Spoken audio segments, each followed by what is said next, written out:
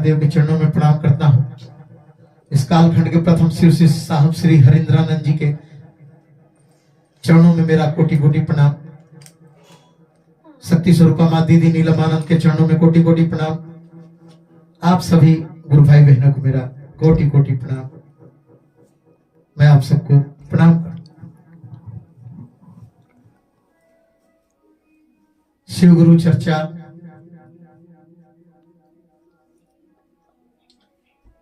बहुत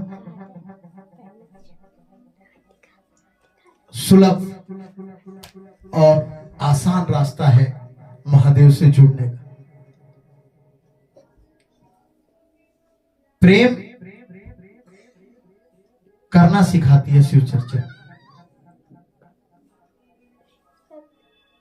आपके मन को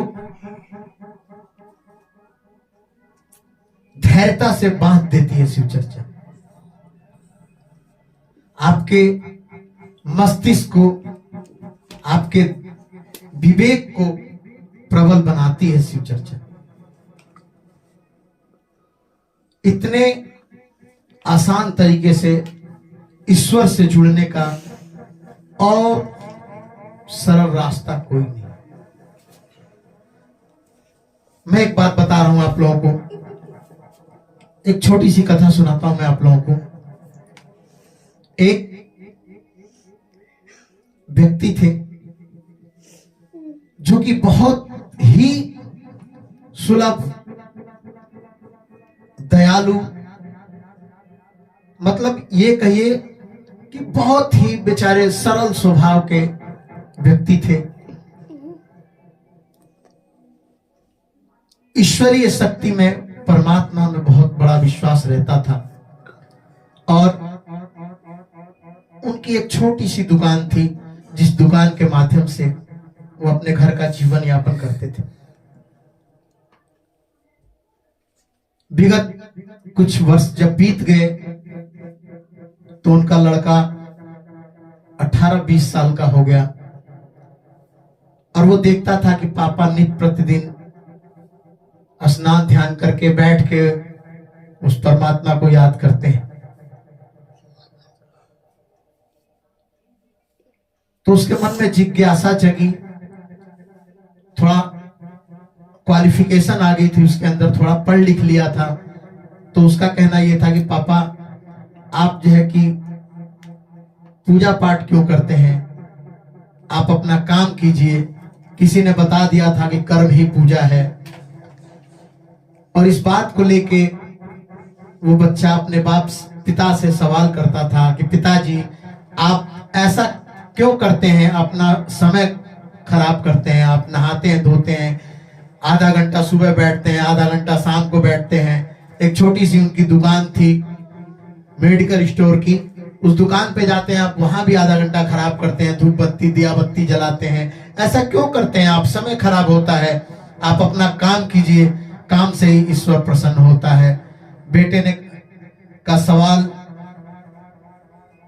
और बेटे की बातों ने उस पिता को अंदर तक झकझोर दिया था और उसने पिता ने अपने पुत्र से कहा कि पुत्र एक बात ध्यान रखना कि अगर तुम्हारे जीवन में कोई भी कठिनाई आए, कोई भी स्थिति आए, कोई भी परिस्थिति आए, आप 10 मिनट 15 मिनट आधा घंटा जरूर बैठना और उस शिव को याद करना।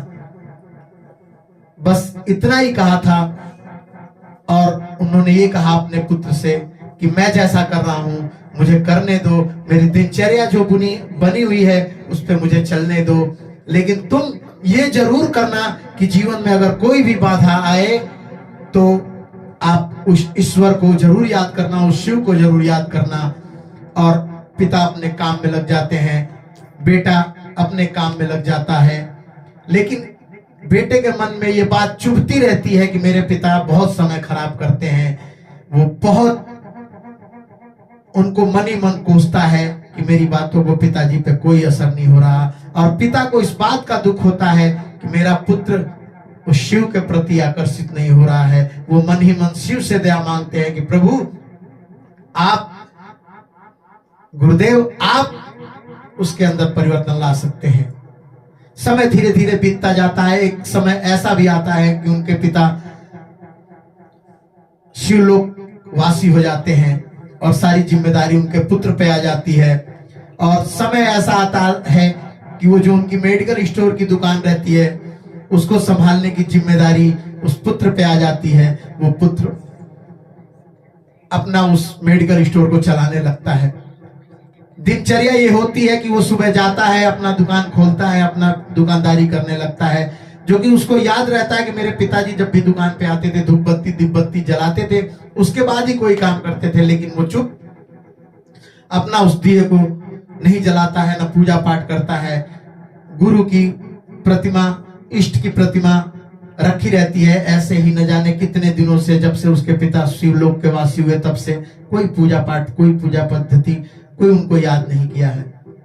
अचानक एक दिन ऐसा होता है कि रात्रि का समय होता है, बहुत तेज धूमधार बारिश होती है, तूफान आता है और 1 घंटा पहले एक व्यक्ति आता है, उससे एक चूहे को मारने का लिक्विड ले जाता है।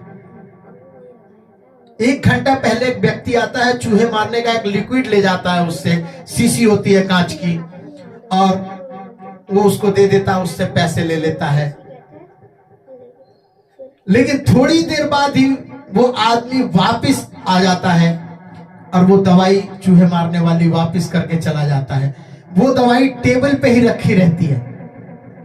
जो उनका टेबल होता है, आगे जिस काउंटर पे वो लोग दवाई देते हैं, वो टेबल पे ही वो शीशी रखी रहती है और वो व्यक्ति वापस चला जाता है। इतने में एक छोटा सा 8 साल का बच्चा रोता गिलगिलाता बिलखता हुआ आता है कि मेरे माँ की तबीयत खराब है, मुझे कोई ऐसी दवाई दे दीजिए जिससे, उसको बहुत तेज बुखार है, आप कोई ऐसी दवा दे दीजिए, उसको जो है कि खांसी की भी बहुत समस्या हो रही है, उससे सांस लेने में दिक्कत हो रही है।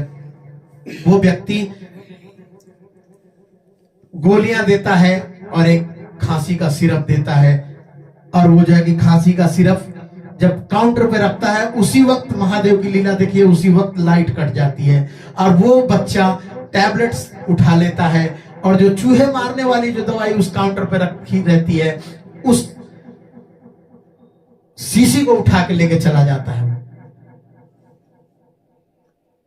और जो कफ का सिरप कर रहता है, शीशी रहती है, वो वहीं रह जाती है और वो चला जाता है। बच्चा भागा भागा चला जाता है, वो अपनी माँ की खांसी के लिए, बीमारी की जो भी दवाई लेने आया था, चला जाता है। जब वो बच्चा चला जाता है, ठीक उसके 5-10 मिनट बाद बिजली आ जाती है। अंधेरा सा हुआ रहता है, बिजली आती है, रोशनी जलती है और वो काउंटर पे जब चूहे की दवाई को ना देखता है और कफ सिरप की दवाई वही देखता है, तो हैरान रह जाता है कि अब तो मेरी जान फंस जाएगी। वो बच्चा, उसे पता नहीं है कि मैंने कौन सी दवाई दी है, उसको क्या दिया है। वो ले जाके पिला देगा अपनी माँ को, उसकी माँ मर जाएगी और मुझे जेल की सजा हो जाएगी। वो इतना भयभीत हो जाता है, इतना डर जाता है। उस समय उसे अपनी पिता की बात याद आती है और वो महादेव के समक्ष, उस अपने इष्ट के समक्ष जाके खड़ा होता है और कहता है कि मेरे पिता कहा करते थे कि जब भी विपरीत परिस्थिति हो, जब भी बुरी अवस्था में तुम अपने आप को पाओ, उस ईश्वर के सामने, उस शिव के सामने खड़े हो जाना और कहना कि अब मेरे को बचाने वाले सिर्फ आप हो महादेव। मैं दावे के साथ कहता हूं कि आज मैंने अपने पिता की बात मानी है और मैं आज वास्तव में विपरीत स्थिति में हूं, बुरी अवस्था में हूं, महादेव मुझे आप बचा लीजिए। आप यकीन मानिएगा, उसकी आंखें भर आती हैं, आंखों से आंसू आने लगते हैं, रोने लगता है, अपने पिता को याद करने लगता है, तड़फड़ाने लगता है, बेचैन होने लगता है, लेकिन कोई रास्ता नहीं दिखता है और महादेव की छवि के सामने अपने आप को सरेंडर करता है। और ठीक 5 मिनट बाद वही बच्चा आता है दौड़ता हुआ कि अंकल जी, जो आपने खांसी का सिरप दिया था, वो बारिश के कारण मेरा पैर फिसल गया, वो शीशी मेरे हाथ से छूट के फूट गई है, मुझे कृपया दूसरी शीशी दे दीजिए, मेरे माँ की बहुत तबीयत खराब है। वो आप यकीन मानिएगा, अपनी भरी हुई आंखों से रोते हुए सबसे पहले उनको धन्यवाद देता है, अपने पिता को याद करता है और कहता है कि हाँ, वास्तव में जो हमारे पिता ने कहा वो सत्य है कि परमात्मा कर्म से नहीं, कर्म के अलावा धर्म से भी मिलता है। आप कर्म जो भी करते हैं, एक चोर भी अपना कर्म ही करता है तो उसका धर्म नहीं बन जाता है। धर्म जब बनता है आप जब उस ईश्वर को याद करके जब भी कोई काम करते हैं, वो अपने पिता को धन्यवाद देता है और उस दिन से उस शिव के प्रति उसका मन लालायित हो जाता है और उस दिन से वो हमेशा शिव को अपने जीवन में समय देता है। हर क्षण जो भी उसको समय मिलता है उनका शुक्रिया अदा करता है। मैं अपनी वाणी को यहीं विराम देता हूं और मैं आपको ये बताना चाहता हूं, इस कथा के माध्यम से, इस छोटी सी लघु कथा के माध्यम से ये संदेश देना चाहता हूं कि आपके अंदर भी यदि विश्वास पैदा नहीं हुआ हो, आप नहीं मानते हो उस शिव को, तो मैं ये जरूर कहूंगा कि अगर आपके ऊपर कोई भी विकट परिस्थिति आती है, आप सरेंडर कीजिएगा महादेव के सामने। आपका काम नहीं बन गया तो आप फोन कीजिएगा मुझे। मेरा नंबर है 9871073761। प्रभात पांडे नाम है मेरा, शिव शिष्य। मुझे भी 20 सालों से अनुभव है। आपका काम जरूर बनाएगा महादेव, नहीं बनाएगा तो आप मुझको जो कहिएगा उस सजा के लिए मैं तैयार हूं। आप सबको पुनः एक बार प्रणाम करता हूं। हर हर महादेव।